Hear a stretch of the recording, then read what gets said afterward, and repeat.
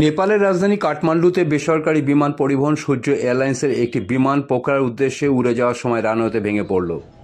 ঘটনাটি ঘটেছে বুধবার সকাল 11টা নাগাদ। নেপালের ত্রিভুবন আন্তর্জাতিক বিমানবন্দরের জরুরিকালীন কর্মীরা সঙ্গে সঙ্গে ছুটে এসে উদ্ধার কাজে হাত লাগান। রানওয়ের পূর্ব দিকে বিমানটি ভেঙে পড়ে, সঙ্গে সঙ্গে আগুন লেগে যায়। আগুন নেভানোর কাজ শুরু করলেও সূত্র মারফত জানা যায় 19 জন যাত্রীর মধ্যে 18 জন যাত্রী মৃত। একমাত্র জীবিত রয়েছেন পাইলট।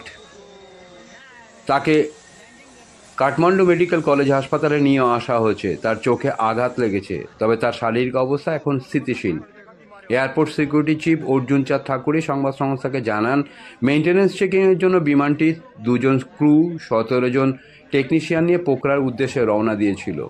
যদিও এদিন সকালে বৃষ্টি হয়নি, তবে দৃশ্যমানতা কম ছিল।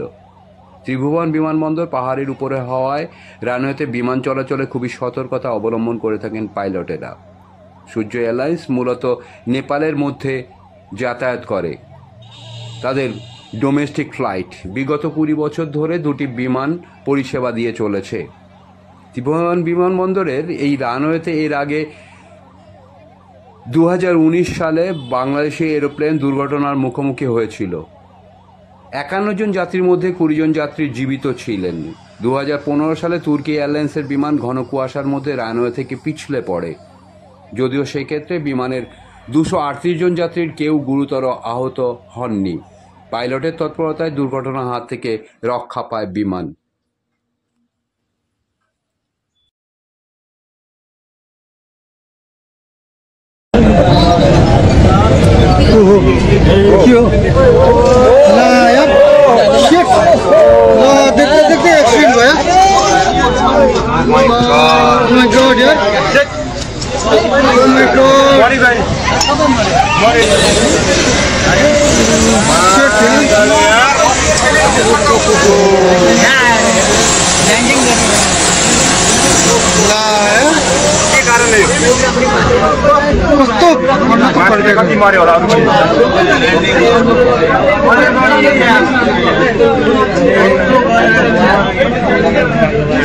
Stop!